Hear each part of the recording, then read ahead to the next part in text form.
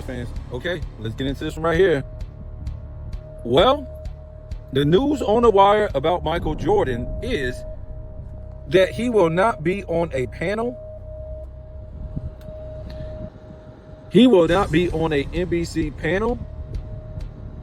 And the biggest thing, or he won't be doing play-by-play. We already know that. But the biggest thing, Michael Jordan will not be doing any live anything.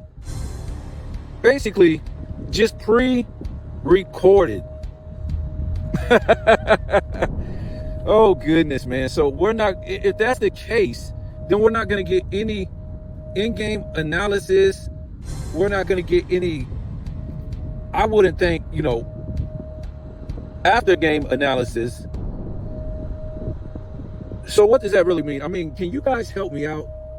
Because what I think it really means is, because they haven't disclosed all of it, but what we do know, his actions will be pre-recorded. And I'm going to give my opinion on that in a second. But again, I mean, okay. Before I give my opinion on this, this is worth $40 million a year. Wow. Something that's pre-recorded is worth $40 million. It better be good. It better be great.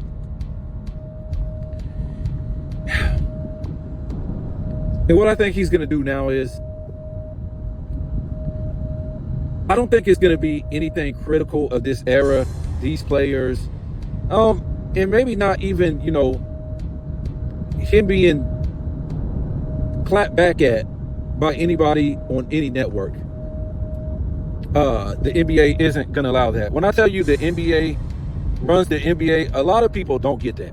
A lot of people just think that LeBron James runs rogue on the NBA. He just does what he wants to do. Some people think that Unclutch Sports just does what they want to do. If the NBA tomorrow said, we don't want nothing said about Clutch Sports in relation to the NBA, LeBron James, we wanted you gone, or they told him he leave in 2000, what would that be, 18, after he lost that finals, LeBron James would have been gone, folks. He would have been gone. Just like the NBA is saying, Michael Jordan, you need to come back. We're telling you to come back. So that's what Michael Jordan has to do. And when the NBA said you have to come back in 2001, that's what Michael Jordan had to do. I won't say the NBA owns Michael Jordan,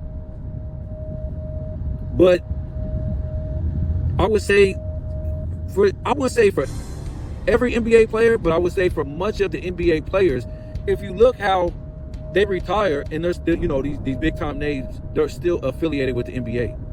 A lot of them in some capacity, right? So it's kind of like a brotherhood, respect, mutual, agreement. They do things for each other, right? So what I'm trying to say is, when Michael Jordan came back in 2001,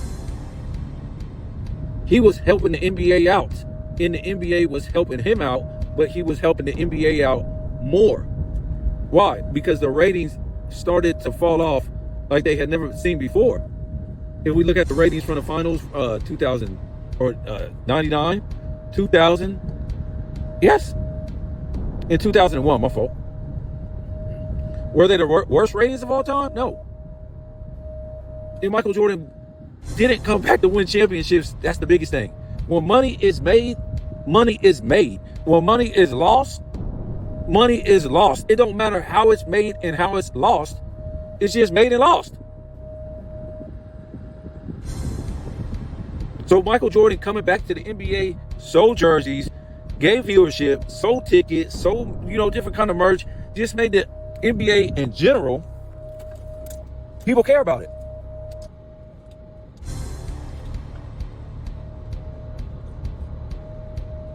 When Michael Jordan left, the NBA was in trouble.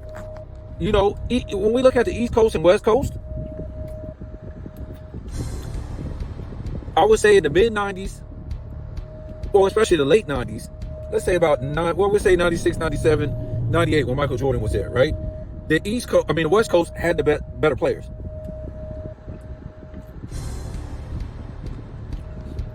The West Coast had the better players and the better teams. Right? If we want to talk about maybe all NBA, we know it. You know it. When we talk about, let's just say a couple names, right? When we talk about Hakeem, Barkley was over there, John Stockton was over there, Malone was over there, Sean Kemp was over there, Gary Payton was over there. I say Shaq. You know, even though these guys didn't become Hall of Famers, you had Eddie Jones and Nick Van Exel over there with Kobe, Tim Duncan. Who else you had? Of course, David Robinson. Bro, the West was stacked. The West was stacked. So to me, in my opinion, I think the West, from about 96, 97, all the way until, a long time, we'll just say that, into the 2010s, had the most competitive teams over there. I'm not trying to say the East wasn't competitive. Of course not. I'm just saying the more superstars was over there in the West. We all know that, and what LeBron James didn't go through, and you know how he pretty much the East was weak when he came into the East, and he still couldn't even make the playoffs for 2 years. And then we know about the 2010's East. That thing was a travesty, right? If you know the media even talked about the 2010's East, game over. The GOAT debate would be over just then. But you know that's what made Michael Jordan so great. He even beat the West. Remember when we'll get back to this whole thing.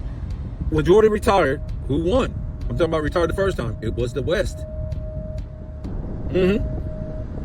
Back to back. When he retired again, who won again? Woo! What would the West pull off? It was a lot. Four in a row, right? The West pulled off 4 in a row before Detroit won another one. Man. And then you had, you know, the Spurs win again. It is great. The West. We know about the West, you know. But it was Michael Jordan, the last team that was able to dominate the West in the finals, that has dominated the East for a long time. Patrick Ewing couldn't do it. Shaq couldn't do it. Shaq ran to the West. You know, LeBron James couldn't do it. So back to my original point right here. Back to my original point.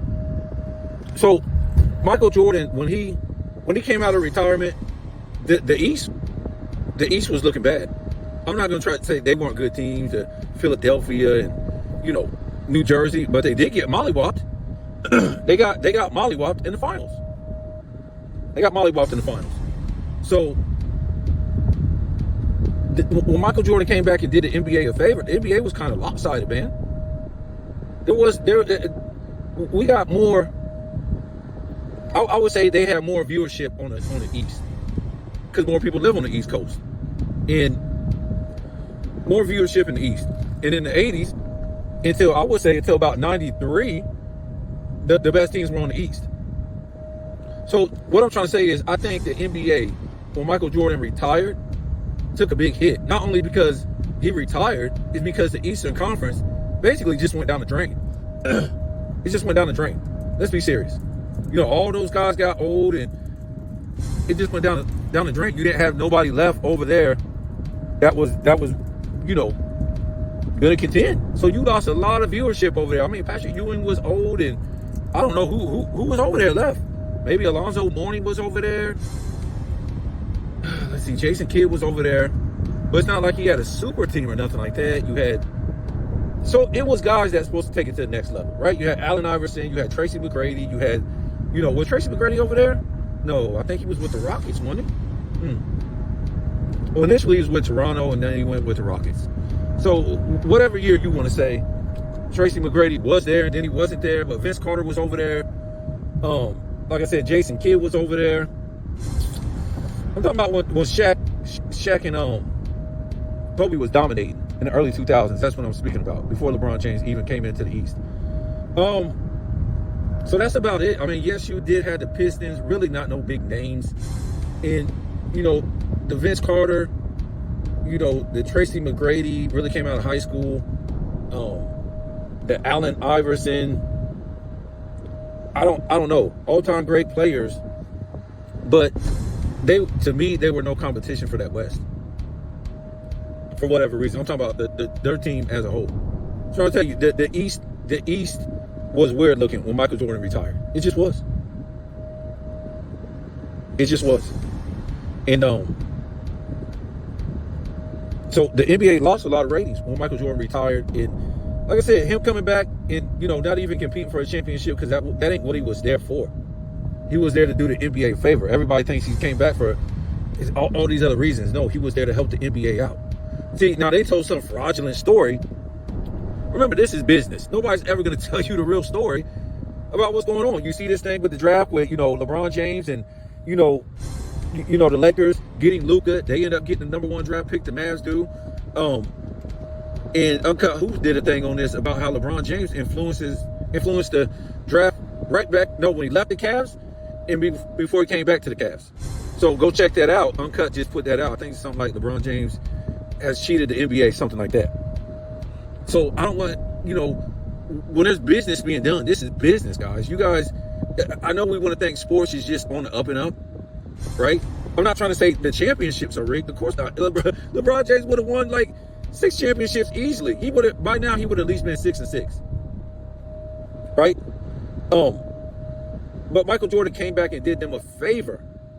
Not this nonsense that they're talking about, that Michael Jordan made an agreement, no verbal agreement that you can record, no signature agreement, made an agreement with the owner of the Wizards to get half ownership of the Wizards if he went out there and played.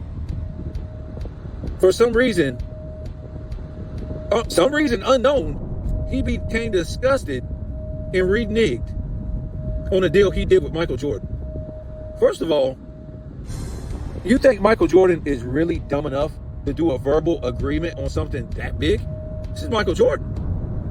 At that point in his career, again, on something that big, nothing in writing? Nothing. No, I'm talking, when I say verbal agreement, I'm talking about verbal agreement where I can record it.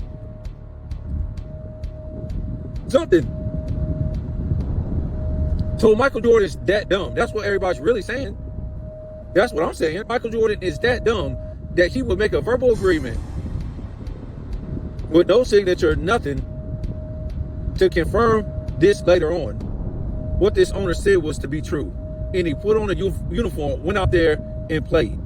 Don't this sound like you have people on YouTube channels actually believing this stuff. They will tell you that they're the most intelligent about this and the most, intelligent about this. And if this dude believe this, he's dumb and all this nonsense. So you actually believe that? Wow, a child wouldn't do that. A child wouldn't do something that big without something signed, sealed, and delivered. It's ridiculous. Ridiculous. Michael Jordan came back. That's just some more drama they put in the newspaper. Whatever. Michael Jordan came back to help out the NBA. This is Michael Jordan. Now, again, before we move forward, Michael Jordan only came back to help the NBA the first time. Well, not the first time. The last time he came back in 2001 is because the ratings were going down the drain. The official hip-hop era guys took over the NBA. And nobody really wanted to watch it like that no more. No offense, I grew up on hip-hop. I mean, big hip-hop fan, but that was the, and then the Malice in the Palace, it was just too gangster back then. Dude, that time was a rough time, man. This wasn't where Drake rappers are singing and holding hands and, sounding like little 12-year-olds in a booth doing sing-along Sesame Street raps. Dudes actually getting mass murdered and killed and put in jail, and there was nothing different than the mid-90s or all the 90s than 2001.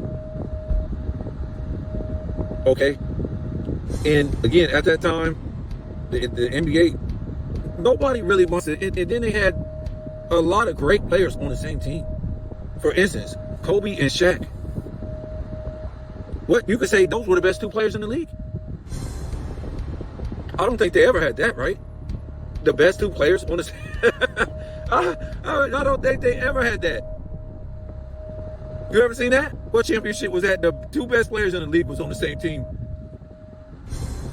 Maybe you might not think they were the best two players in the league. Yes, they were. Now, were they the greatest duo of all time? I don't know about that. Duo? You could say for one of those years, but as far as career, no. No. They didn't get it popping like that.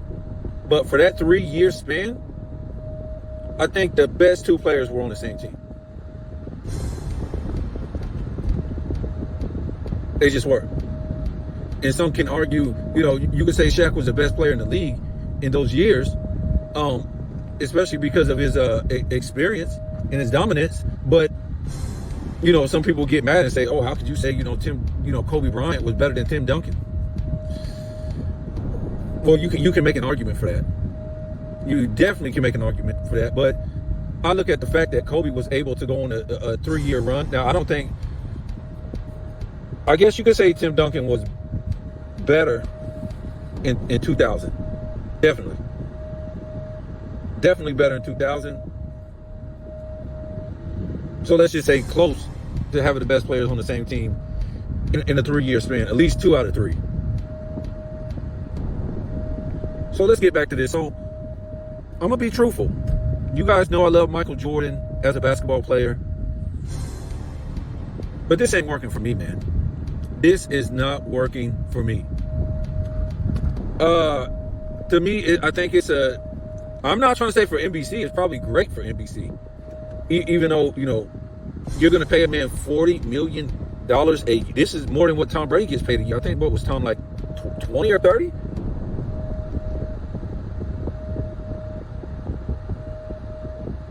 I don't know. Like I said, this is whack to me. This is whack to me. And what I think it is, I think it's just like a pre-recording of whatever. I don't know. Maybe it has to do with the game that they're covering that week. Maybe they'll talk to some of the players. Maybe they'll talk to some of the ex-players about this era. Maybe they'll talk to some of these players today that's playing the game about different stuff, about the matchup, about, just different things. But I don't think it'll be any kind of hate. Maybe it's just NBC with Michael Jordan in a safe space, maybe. Because I guess they don't want Michael Jordan really going back and forth with nobody. They don't want Michael Jordan pooping on this era right here, right?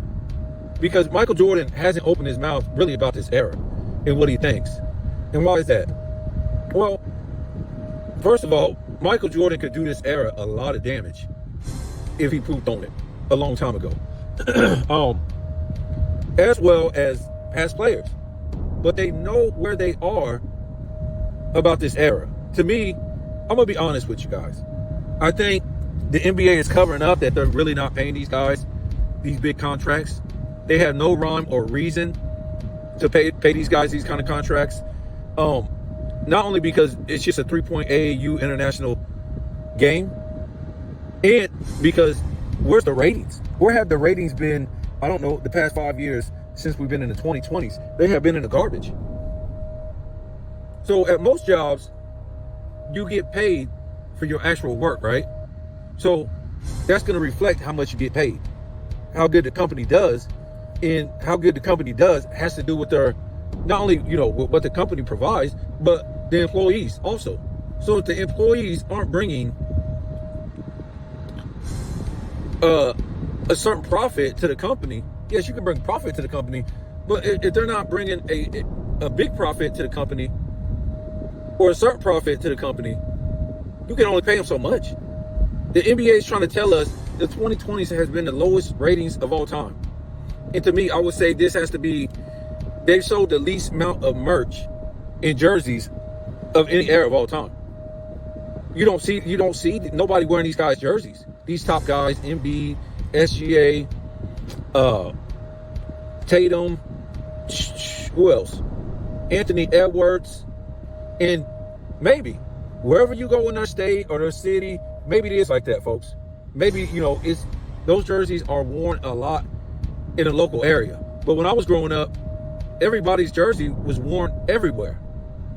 Every town, every city. Let me tell you something. tell you how famous the NBA was back then. In the 80s, especially the 90s. Dudes was wearing Muggsy Bogues jerseys. Dudes wearing Muggsy Bogues jersey. For you to have a jersey, period, was a fashion statement, right? At school, at the mall, going to the playground, kicking it with the homies. Even women wore NBA jerseys of the 90s, right? But the biggest thing was for you to have that jersey that nobody else had already picked up yet, right? So all of a sudden, dude pull up with a Richard Dumas jersey. Oh, I bet you didn't have that. Yep. Pull up with a Richard Dumas jersey. And Richard Dumas wasn't no scrub. He was on his way up. Maybe he could have been a borderline Hall of Famer, or he could have been. But we tell you how competitive the NBA was, man. You could be there today. Well, back in the 80s and 90s. You could be there today and be gone tomorrow. That's how competitive it was. We're trying to tell you that y'all talk about Scottie Pippen. Scottie Pippen was nothing in the 90s as far as popularity. Yes, he was known as a great sidekick, but Anthony Hardaway had his own damn shoe, his own commercial, his own doll, everything. Scottie Pippen didn't have that. Scottie Pippen didn't have that. Scottie Pippen did not have that. Grant Hill was more popular than Scottie Pippen. Allen Iverson in the 90s were more popular than Scottie Pippen. Y'all got to stop, man. Y'all got to stop. Tim Hardaway was more popular than Scottie Pippen. Of course, Sean Kemp was more popular than Scottie Pippen in the 90s. And we could just keep going on and on and on and on and on and on and on and on. Scottie Pippen was a sidekick, folks. He was a great sidekick, right? It's almost like let's just say if, guys that could be number ones, right? We all know that, Kareem was the leader of that team when Magic came. But Magic ultimately became the leader. Why? Because he won 3 MVPs, right? And then when Kareem left, guess who was the sidekick now? It was James Worthy. Even James Worthy won the Finals MVP. Iguodala won the Finals MVP. Who was that? What was that? What's this guy? Jaylen Brown. He's supposed to be a sidekick to Tatum. Won the Finals MVP. Where the hell is Scottie Pippen's MVPs? I'm lost. Somebody find Scottie Pippen's MVPs to where he took over any Finals series. Because we already know 91, one of the greatest Finals series of all times. Michael Jordan. 92, one of the greatest Finals series of all time. Michael Jordan. 93, one of the greatest Finals series of all time. Michael Jordan. 96, nobody played good. The two best defensive teams in the game. Defense against defense, right? And Scottie Pippen didn't play better than Michael Jordan in that series, right? 97, we all know it was Michael Jordan in the flu game and, the rest of that series. And we could even say, okay, Scottie Pippen did the damn thing in 97, but he actually didn't play better than Michael Jordan overall in the series. We're going to say Michael Jordan really, went all out better than Pippen, but Michael Jordan did play better. And the door had the flu. Pippen definitely should have carried him in that game. 98, forget about it. We already know Scottie Pippen was finished. Scottie Pippen he didn't make the All-Star team, folks. He was finished in that series. Guess he played defense, whatever. But okay, guys. Scottie Pippen was a great, consistent sidekick. I'll say that. I'll say that. So look, guys. To me, I don't even know what's real anymore. I watch ESPN a lot of times, and they have their AI deep fake. No, I don't say I watch it a lot. I'm just saying when I do watch it, a lot of times they're deep faking these what is their show? First Take? Yeah. Stephen A. Smith will be here. Shannon Sharp will be here. I think today, it comes across the feed or whatever like that on ESPN. I don't watch it on TV. And they got, Stephen A. Smith, I know he ain't going to be in the studio. He's probably, report for this Knicks game, whatever. He's out of the studio. You got Gilbert Arenas there now. This is how bad ESPN done got, man. But it can't get no worse than what they already had, the rest of the welfare people. But Gilbert Arenas is on there. Look for him to be on there all the time in the future now that Shannon Sharp is gone. And one of the Morris twins, right? And it all looks like AI deepfake nonsense, right? The audio ain't going with the video, glitching up, all this nonsense. And, because I done seen them AI deepfake a lot of first takes. Now, this is what I'm going to say too, man. So NBC really is going to, the rating, because they're splitting this. ESPN is still going to have games, and, I think another network is going to have games or whatever like that, and then NBC is going to get their share, whatever. They really have enough money to pay Michael Jordan in the sense that they think they're going to pull good ratings like that? I mean, they have to keep LeBron James around as a damn clown just so anybody will talk about the NBA. Because Joker wants nothing to do with the NBA. SGA, he's too sassy. Anthony Edwards is too cocky for not winning anything. People are just turned off by the NBA as far as, ever getting to where it used to be as far as ratings. There's no defense. They can carry. They can travel. The officiating is fake. They're not real head coaches. I'm just saying. So you have, what is it, 30, 40? I thought I heard 40 million a year to pay Michael Jordan to not even be on a panel. Wow, this got to be some tax write-off, folks. It has to be a tax write-off. Because I was just telling you a minute ago, I don't believe these players make this kind of money. What would warrant it with the ratings, the merch sale, the interest, all this stuff? What would be the purpose that they will get paid this kind of money? I'm trying to understand that. So to me, I think it's just a cover up. Yeah, when they say this guy, he's getting paid 60, of course they're giving the contract, the 160 or the 250 or this maxer. I don't believe it. I don't believe it. And another thing that makes me don't believe it is because their actions. If you made this kind of money, you wouldn't be over there podcasting. You wouldn't. You wouldn't be over there podcasting. You'd be trying to get your game together so, you can keep getting this kind of money in the future.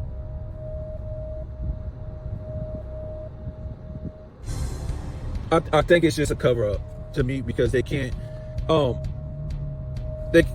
if they don't keep going up with the money, their value, the NBA value ultimately goes down, right? The NBA value ultimately goes down. So I don't, and then I look at some of these guys, some of them just get out of the NBA like 4 or 5 years and they need a job on ESPN. But when you go back and you look at their contracts, you're like, this dude almost made $100 million in his career. Or this guy did make $100 million in his career. This guy made, you can go back to other players, this guy made $200 in his career. This guy had, two $100 million contracts at different times. So why is he coaching? Why is he sitting on the bench as an assistant? Why is he coaching in college? Why is he podcasting? Why they're podcasting during the season? So 10, 20, 30, 50, 60 million ain't enough. That now you need a podcast to make money. You couldn't even get me off my damn couch to be interested in nothing that ridiculous in this world. If I was making 10, 20, 30, 40, 50, 60 million a year, it would be beneath me. Okay? What would it be beneath me is the opposite. It's the opposite, folks. If I wasn't making this kind of money, I would be out coaching when I retire. I would have to get a job when I retire. I would have to podcast when I retire. I would have to sit on the panel and be an analyst when I retire if I didn't really make the money that they're telling people, which is 10, 20, 30, 40, 50, 60 million a year. For years, not just 1 year, for years. You know, and that goes to I always say, man, we always think about one day this crummy job we got, and you see all these people out here wasting their money on scratch offs and lotteries, and you know they want to hit the lottery. Why? Because they don't ever want to work again. Not just because they want to be rich, it's because they want to sit back, relax, and enjoy their lives, because life is short, folks. It's here, now, and then it's gone. Boom, bam, bam, bam, boom. So everybody else is trying to get all, trying to hit the lottery to win millions so they don't never have to work again. Guess what? These people did hit the lottery, and for some reason they have to work. They have to go out and work. They have to go out and work just like me and you, folks. And to me, I think it's the saddest thing you ever seen.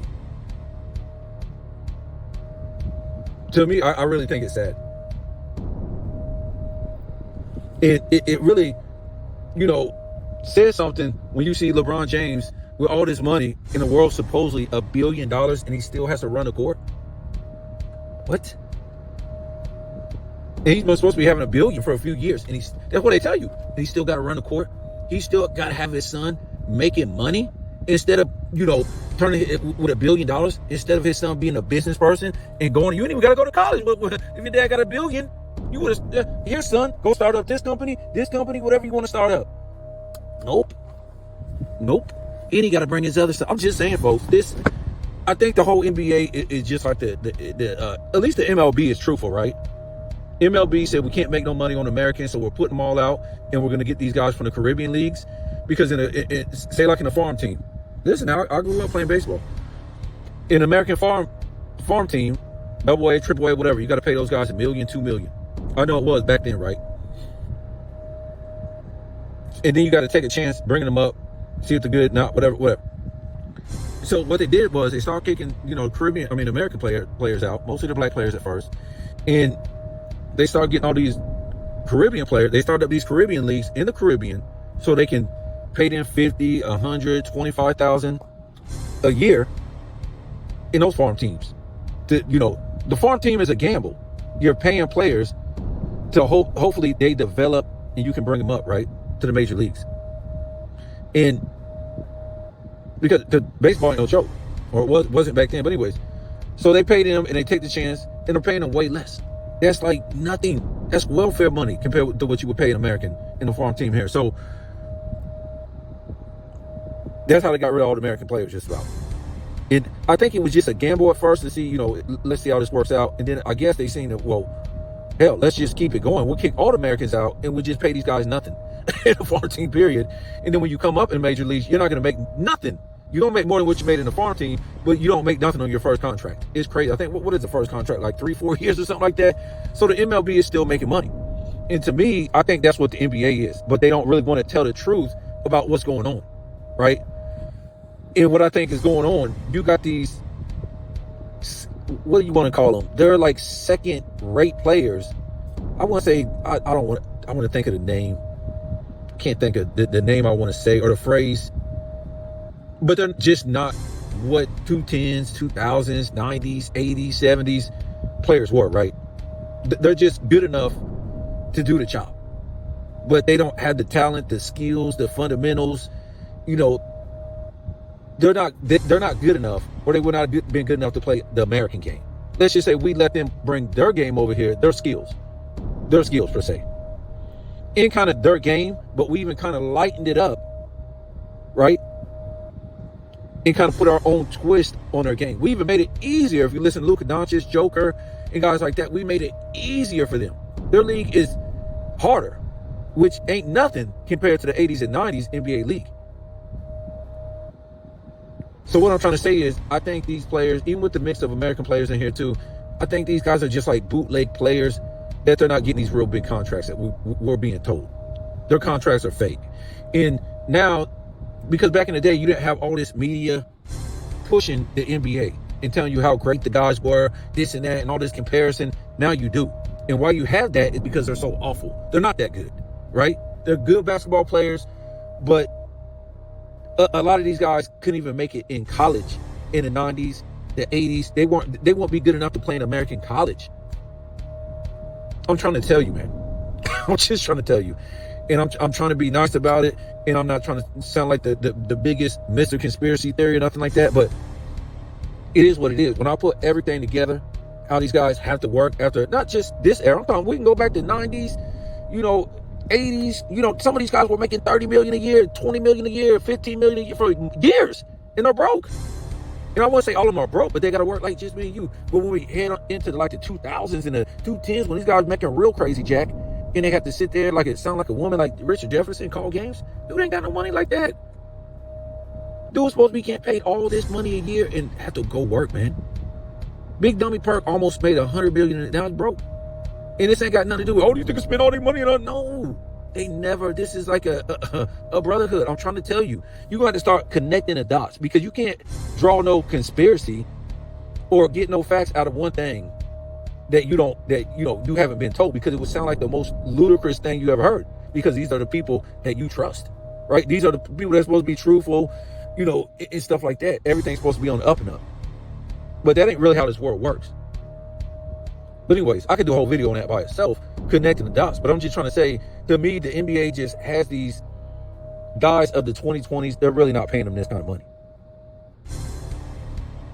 but they have to tell the public this, to charge these prices to keep these teams worth that kind of money, to keep the money coming in for them, as far as the owners, blah, blah. Most of these guys, you see them TikToking during the season. This is how they make their money, guys. They ain't making their money on these contracts. They making their money on social media. You would yawn at this. If you was getting paid 10, 20, 30, 40, 50, 60 million a year, you would yawn at this. And if they was too, the coaches would be irate that they're on social media. They're not trying to develop their game. They're not resting. They're not doing this, everything that it takes to be great. I'm just saying, man. So call me what you want, say what you want. I don't care what no other channel is saying, because I'm not like no other channel. A lot of these channels need their money. They need to get their subs, their viewership, all that. If I needed that, I would have went back and scratched a lot of my videos when YouTube said, oh, you can't be monetized because you reuse material. Let's remember, they don't tell you what reuse. But once they find out like that you're not with the system, they're really gonna hit you. See, some of these guys will be, oh, do you think they're with the system because they're talking bad about this? But they'll be throwing up hand signs and gestures to let YouTube know they're part of the system. And I ain't gonna get into that. Good for them. But it is what it is, folks. So I'm gonna leave on this. Some more real-ish that I think. I don't think Michael Jordan is coming back. I think the Michael Jordan that you're gonna see is an AI deep fake. Yep. The Michael Jordan that you will see will be an AI deep fake. That's the Michael Jordan you'll see. An AI deep fake. And to me, I'm gonna get even more real with you. And I can't really prove this. And out of everything that I'm talking about, I really don't have any proof, but I'm just talking with my eyes.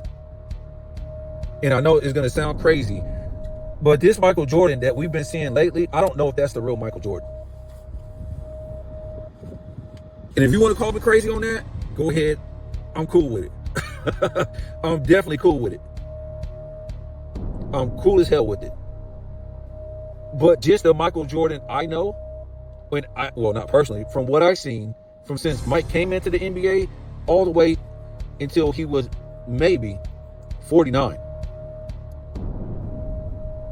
The past 10, 15 years, since I wouldn't say since he retired, I would say, I can't say the number, man.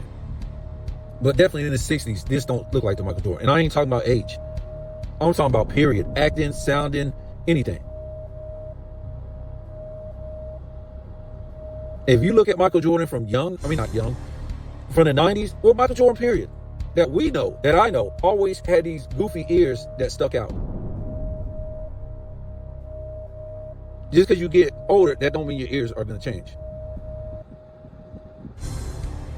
Also, Michael Jordan,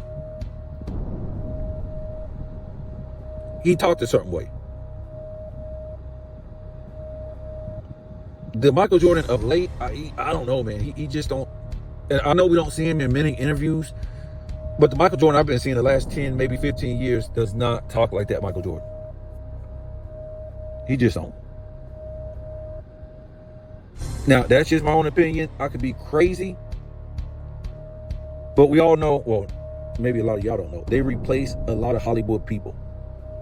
A lot of entertainers, they replace them with lookalikes. That's a fact. And I know it's hard as hell to replace a basketball player. That would be insane. And I'm not trying to say they did. All I'm trying to say is it's just something weird, man. It don't seem like the same Michael Jordan the last 15 years.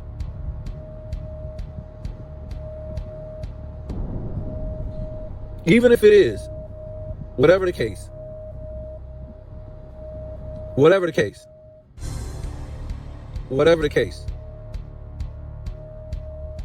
I don't think Michael Jordan is coming back to the NBA. When we talk about all the AI, all the deep fake, he ain't coming back, man. They done pay Michael Jordan $40 million a year to use his image, and that's it, folks.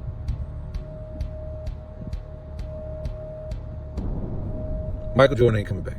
Even if they didn't replace Michael Jordan, even that's the real Michael Jordan, whatever. Michael Jordan ain't coming back. All you're going to see is deep fake AI. That's it. So you guys tell me what you think.